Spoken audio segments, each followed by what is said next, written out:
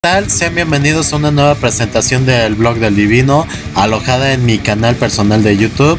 Agradezco las muestras de atención a este espacio y por favor, si te llega a gustar este contenido, por favor suscríbete, compártelo, dale like, manita arriba y bueno, de esa manera pues vamos a tratar de que este tipo de contenidos pues vayan inundando toda esta red de YouTube y alguna otra plataforma por si lo llegan a ver precisamente en alguna competencia este sitio, ¿no?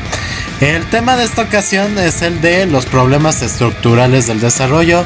Esta sí va a ser una presentación un poquito larga, sí les pido mucha paciencia, por eso pues muchas veces cuando dicen, ay, es que nada más están leyendo la presentación, por eso les digo, mejor ponle mute, ves la información, porque realmente aquí lo valioso es la información, no es tanto qué tantos efectos le pongo o mi voz, ¿no? O sea, realmente no es el plus de esto. El plus de esto es la información alojada en estas diapositivas. Entonces, bueno, ya tienes esa libertad.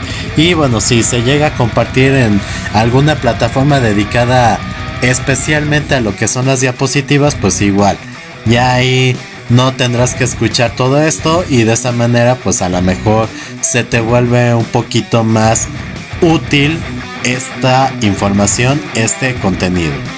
Bueno, una vez que queda claro que va a ser una presentación muy larga, que se va a requerir mucha paciencia y que se presta a mucha ideología, una vez que están advertidos, comenzamos. Desde luego que habrá diferencias entre los países en vías de desarrollo, pero sostener que no hay ningún punto en común hace que la discusión pierda sentido cuando rebasa las fronteras de un país concreto. Esto lo dijo Julian West, catedrático de la Universidad de Oxford. El tercer mundo es importante por lo grande que es su pobreza. Esto lo dijo Padma Desai, catedrático de la Universidad de Harvard. El tercer mundo. Bueno, ¿qué es el tercer mundo? ¿Cómo lo vamos a definir? Son aquellos países que son pobres en términos de dinero, pero son muy diferentes en cuanto a cultura, condiciones económicas y estructuras políticas y sociales. Distintos organismos multilaterales se encargan de dividir en diferentes grupos a las naciones que constituyen el tercer mundo, entre ellos lo que es la Organización de las Naciones Unidas, la Organización para la Cooperación y el Desarrollo Económico o el Banco Interamericano de Reconstrucción, que es el BIRD. La clasificación de la ONU establece que los países del tercer mundo se clasifican en menos desarrollados, países en vías de desarrollo y miembros de la Organización de Países Exportadores de Petróleo. De acuerdo a la OCDE o la Organización para la Cooperación y el Desarrollo Económico, estos países del tercer mundo se pueden clasificar como países de renta baja, países de renta intermedia, naciones recientemente industrializadas y países pertenecientes a la Organización de Países Exportadores de Petróleo. Bueno, ¿por qué mucho énfasis con la OPEP? Bueno, porque eso antes, pues bueno, si bien todavía el mundo se rige bajo el principio de consumir petróleo, bueno, antes el petróleo era pues el recurso más importante, entonces se supone que la idea es que si tenías petróleo, pues automáticamente ibas a ser un país rico. Ya se ha demostrado que no es precisamente esa situación, digo, caso concreto México, ¿no? Que hay petróleo, pero pues no se está administrando la abundancia, como dijera José López Portillo, ¿no? Bueno, dado ese paréntesis, seguimos con la clasificación del BIRD, que es el Banco Internacional para la Reconstrucción y el Desarrollo. Una disculpa si en la anterior presentación, bueno, mejor dicho, en la anterior diapositiva confundí el significado, ya me parezco un poquito al presidente. Una disculpa, por favor. Bueno, afortunadamente aquí está la información. El BIRD es el Banco Internacional para la Reconstrucción y el Desarrollo. Y esta clasifica a los países como de renta baja, de renta media alta, como exportadores de petróleo con renta alta, como economías industriales de mercado. Y bueno, antes cuando había mucho la dicotomía entre los países que apoyaban a Estados Unidos y a la Unión Soviética, bueno, aquí como se dio todo esto de la perestroika y esos países que estaban en el Pacto de Varsovia, pues fueron integrados a las economías no de mercado de Europa del Este.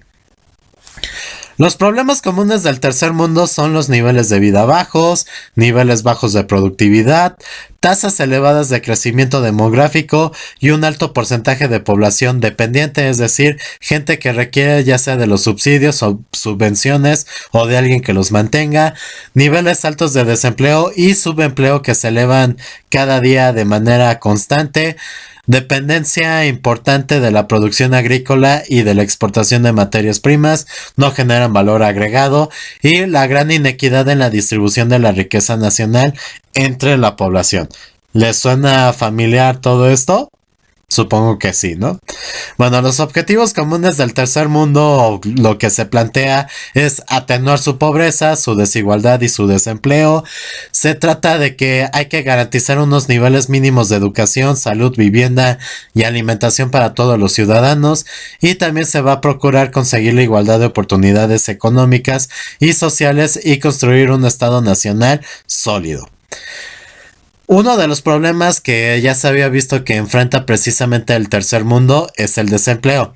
El desempleo, al considerar a las ciudades como centro de crecimiento y focos de expansión económica para promover el crecimiento industrial y urbano rápido, es un fracaso esta estrategia por no poder lograr los resultados deseados al obtener las migraciones masivas del campo a la ciudad, estancamiento de la productividad rural y crecimiento del desempleo y subempleo rural y urbano.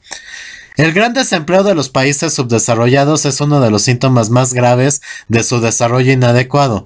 El problema se agrava por las discrepancias de empleo, especialmente entre aquellos jóvenes educados que, bueno, sí tienen que la prepa, que tienen la universidad, pero bueno, si no está la oferta ahora sí laboral muy bien capacitada por más título que tenga, pues bueno, también tengan en cuenta que la demanda laboral pues no crece al ritmo de esa oferta laboral. Entonces ahorita hay mucho esto de fenómeno de los ninis o de la gente que bueno sí estudió pero bueno no estudia ni trabaja pero ya tiene título porque bueno estábamos en una condición, se plantea disque generar valor agregado, pero si no hay trabajo de eso, pues bueno, ¿qué le hacemos, no?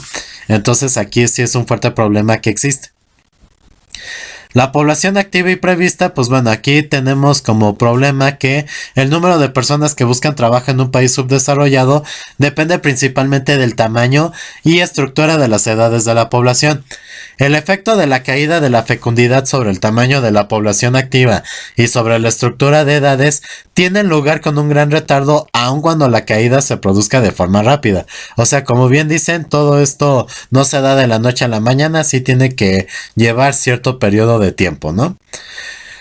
Otro problema que enfrentan muchos los países tercermundistas es la migración rural urbana, ya que la experiencia de estos países señala claramente que el ritmo migratorio del campo a la ciudad es superior al ritmo de creación de puestos de trabajo urbanos y sobrepasa ampliamente la capacidad de absorción tanto de la industria como de los servicios sociales urbanos.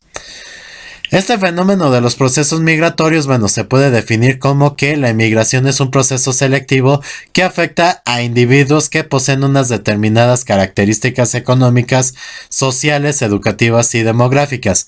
Dentro de los factores sociales, tratan de evadir las trabas de las organizaciones sociales tradicionales y dentro de los factores materiales, pues puede influir el clima y las catástrofes meteorológicas, tales como inundaciones o sequías. Dentro de los factores demográficos podemos encontrar la reducción de las tasas de mortalidad y la elevación consiguiente de las tasas de crecimiento de la población rural. Dentro de los factores culturales está la seguridad de las relaciones de la familia extensiva urbana y el atractivo deslumbrante de la ciudad, porque bien o mal en una ciudad siempre hay más atractivos que en un campo.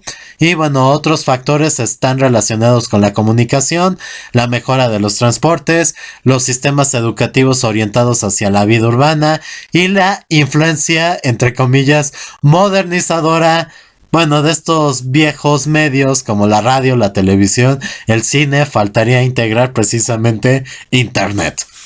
Y dentro de los factores económicos podemos encontrar a la subsistencia, el salario urbano se convierte atrayente y la repulsión potencial hacia las zonas rurales como resultado del elevado desempleo urbano. Las características que tienen estos emigrantes, y bueno, por si les queda duda, emigrantes son las personas que salen de un territorio. Entonces aquí, bueno, dentro de sus características demográficas son, este, en estos países suelen ser hombres y mujeres jóvenes con edades comprendidas entre 15 y 24 años, porque bueno, como bien dicen, son jóvenes y se les hace fácil, ¿no? Aparte, pues bueno, a esas edades como que el cuerpo sí puede aguantar una friega de pues irte a otro lugar, no estás con la presión de la familia. Cosa que ya con más edad por lo general ya tienes esas condicionantes, ¿no?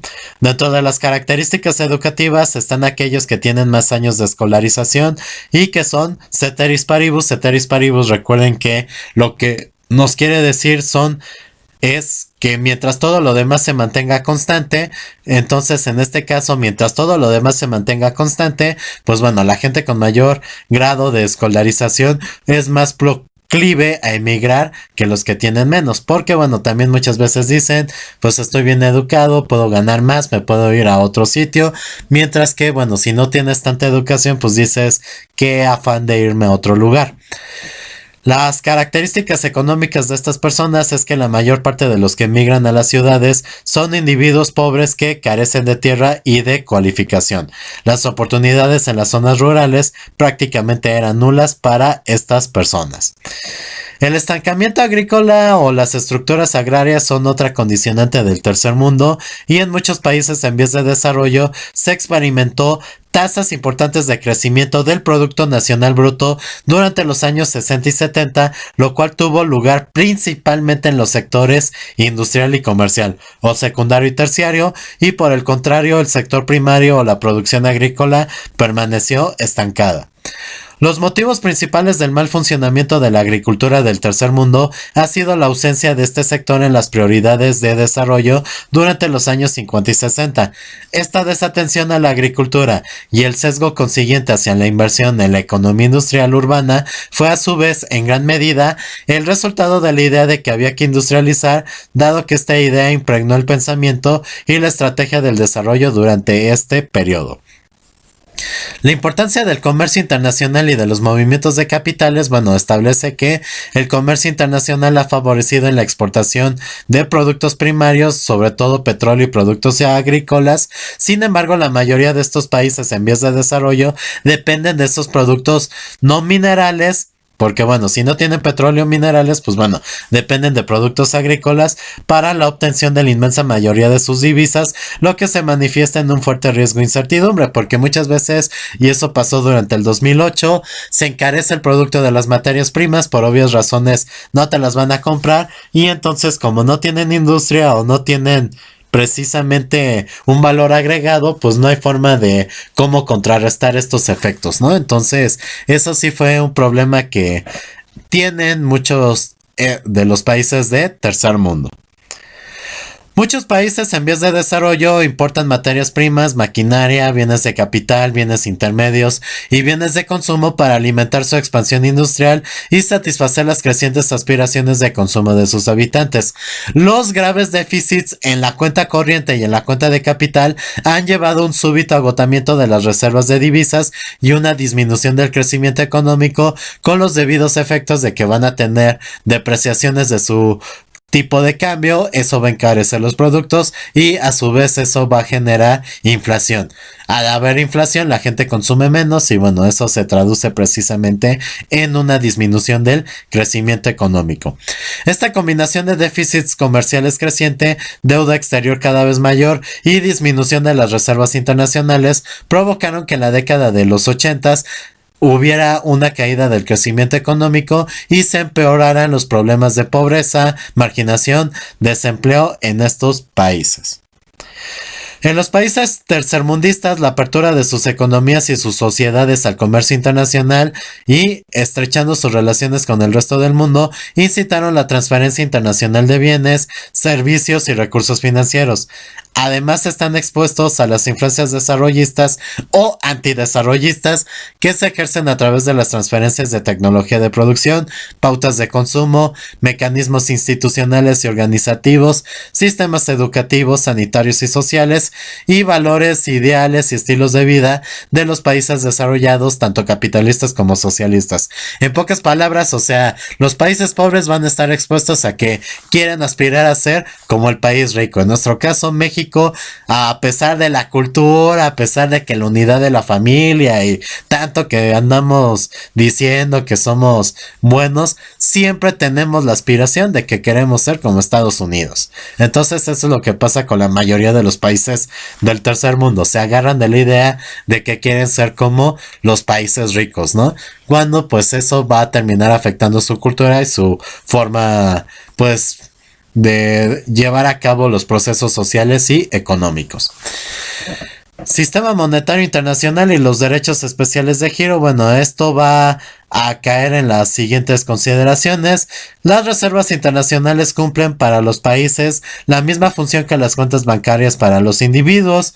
Un déficit global en la balanza de pagos puede implicar fuertes presiones sobre la economía y limitar la capacidad para seguir importando los bienes de consumo y de capital necesarios. Los países en vías de desarrollo tienen varias opciones políticas para afrontar los déficits de su balanza de pagos. Entre ellas pueden mejorar la balanza, promoviendo el crecimiento de las exportaciones y o limitando las importaciones. 2. Una segunda opción es intentar mejorar el saldo de la cuenta de capital, fomentando la inversión extranjera privada y buscando una mayor ayuda pública. Por último, los países del tercer mundo pueden intentar paliar la influencia negativa de los déficits permanentes de la balanza de pagos, incrementando sus reservas monetarias oficiales. Una forma de hacerlos es adquirir una mayor proporción de un nuevo patrón oro en papel internacional conocido como derechos especiales de giros, y estos se abrevian como DEGS. Los países con déficits en su balanza de pagos compensan estos déficits con cargo a sus reservas oficiales de los dos principales activos monetarios internacionales, en este caso el oro y los dólares de Estados Unidos. La inversión extranjera privada y las empresas multinacionales, bueno, inciden mucho en las condiciones del tercer mundo, porque las empresas multinacionales generalmente son sociedades mercantiles gigantescas de América del Norte, Europa y Japón, prácticamente los que constituyen el G7. Muchas empresas multinacionales tienen un volumen anual de ventas que supera el Producto Nacional Bruto total de los países en los que actúan. Actúan en mercados de los productos dominados por pocos compradores y vendedores. Esta posición les otorga la capacidad de manipular los precios y los beneficios a su antojo. Las empresas multinacionales que actúan en los países en vías de desarrollo se centraron en las industrias extractivas primarias, principalmente petróleo y minerales no combustibles, y en las plantaciones, donde unas pocas multinacionales de negocios agrícolas se dedicaron a la agricultura. Las empresas multinacionales tienen sus órganos de dirección en los países desarrollados. Aunque las empresas multinacionales proporcionen capital, estas hacen que disminuya el ahorro interno y la inversión. ¿Cómo? Pues suprimen la competencia, no reinvierten gran parte de los beneficios, distribuyen la renta a los grupos locales con menor propensión al ahorro, impiden la expansión de las empresas nacionales, y el saldo de la cuenta de capital puede deteriorarse a causa de la repatriación de los beneficios y del flujo hacia el extranjero de divisas por pago de intereses, por pago de patentes, derechos de administración, etc.